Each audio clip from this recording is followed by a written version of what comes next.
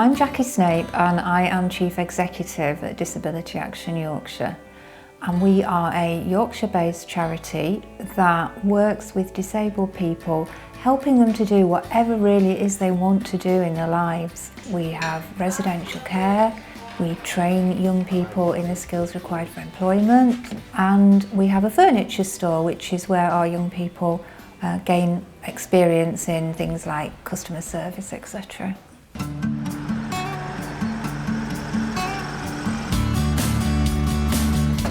I'm Kevin Towers. My role here is warehouse coordinator. We're a social enterprise. We train trainees with various disabilities. It's given them the relevant working experience to go out and take up employment. The furniture is donated to us from various sources. The trainees and volunteers do a range of tasks, from organising the bric-a-brac shelves and tidying, cleaning the surfaces, dusting, a little bit of customer service. They help to position the furniture, to make displays of it as and whenever we can. This is very important because it teaches them how to do the proper job when they get out into employment, but it also gives us customer satisfaction, as in people get a good experience when they come in, when they can see the training work that's going on with the students actually being done, which gives them a purpose as to why they're spending with us. I'm Emmy Wainwright. I'm the volunteer coordinator at Disability Action Yorkshire, and I essentially oversee the whole process of advertising for and recruiting volunteers. We're looking for volunteers for all of our services because, quite simply, they enhance everything that we're able to do. We're not able to always spend as much time as we would like with every individual, and volunteers allow us to take that time, put in that extra effort and achieve better results for people, which is fantastic. We're not looking for people to be carers, we're not looking for people to replace social workers or other professionals. We are simply looking for people to be someone's mate, someone's buddy, and make a massive difference to people's lives. But they will also make a massive difference to your life, because these are wonderful people who are funny and engaging and captivating and everything that you would want in a friend. Peter does two things. He brings his amazing dog Betsy in, who allows herself to be adored, and he also does cooking with some of our customers, and he's been absolutely amazing. I was first invited by another volunteer and said, would I like to come and help? And I said, okay, I'll go and do something with the residents. And when I asked them what they wanted to do, they wanted to make things, bake things, and breaking digestives and smashing nuts with a rolling pin goes down very well. My aim is to get them as involved as possible.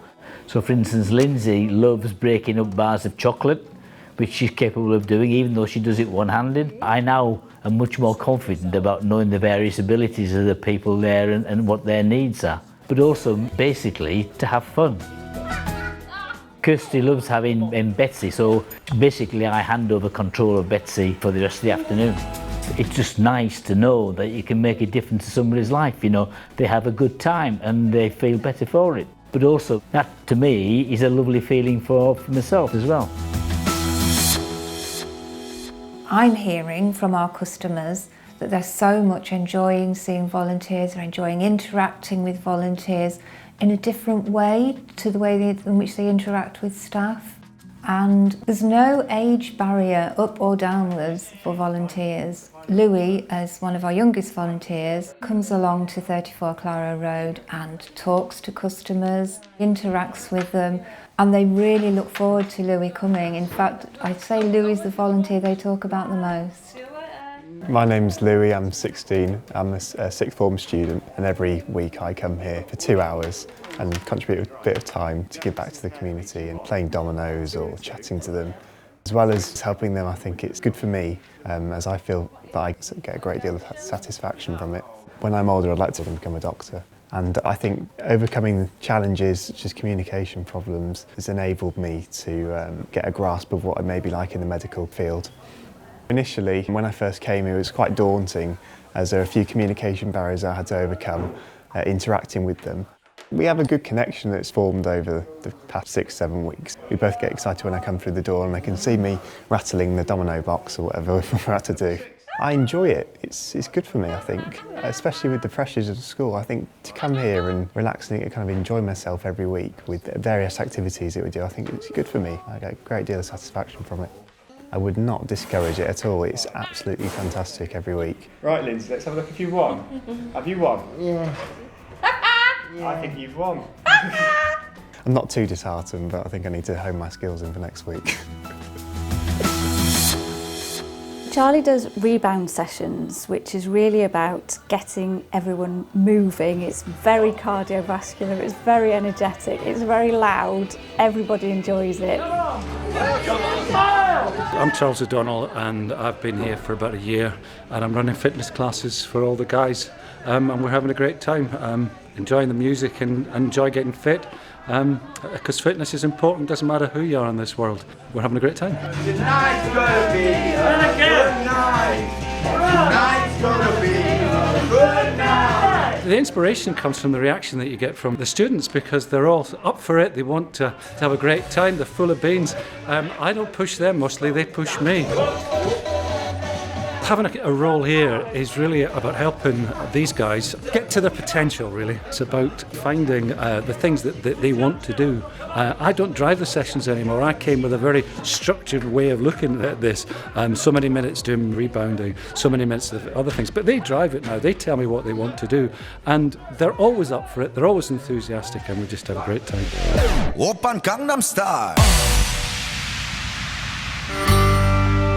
Esther is training to be a social worker and she came to us because she had done a module at university which she'd found fascinating and she wanted to put some of the theory that she'd learnt into practice. My name is Esther and I am a volunteer and I help facilitate an arts and music class.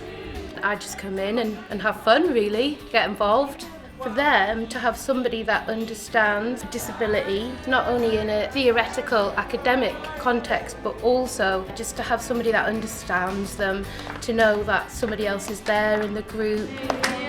When I leave on Friday, I leave with a spring in my step. I'm very happy. I've basically spent the whole afternoon laughing and chatting. So it's very rewarding in that sense.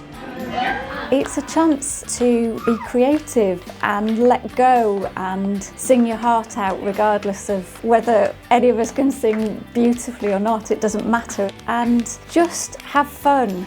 I enjoy the music because it's fun. One of our key volunteer services is buddying, which is essentially providing companionship to someone, either one of our customers or a disabled person in the local community. And it is very simply being a friend to someone. So it might be going out for days out with someone, it might be enabling them to do something that they've always wanted to do, as something as simple as social media, getting to grips with social media. It might be going to the pub for a drink. They're all we need. I know. To go out and do town. to town and go dancing. Yeah, or a cup of coffee. And a cup of coffee. Yeah, It's the simple things in life, isn't it? Yeah. You just need a bit of a hand. Yeah. Yeah.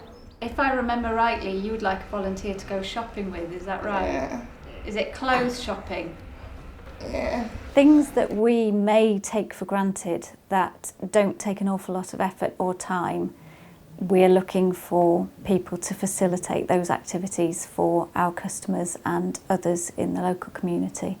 A lot of people just need someone just to be by their side, which is why we call it buddying, because it's a buddying relationship rather than a carer type relationship. More buddy volunteers would be absolutely fantastic.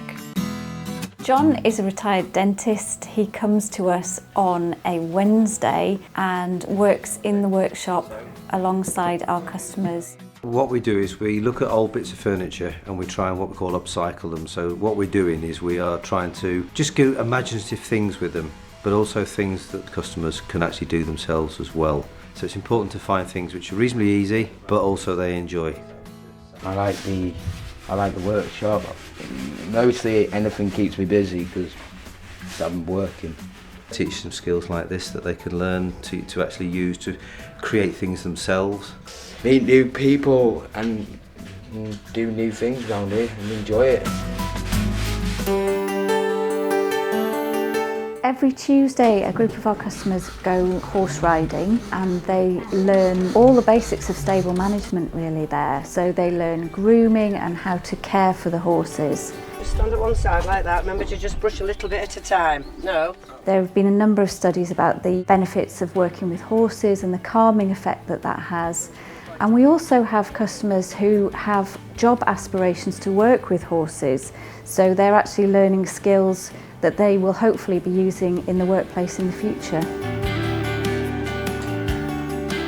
They learn how to mount and dismount, so there's an awful lot of precision and coordination involved in what they do as well. In physical terms, it strengthens the muscles, it improves posture and balance and coordination.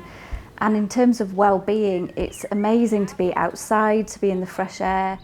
Customers get to socialise with people outside of their normal friendship groups, so they get to meet new people and make new friendships, which is fantastic.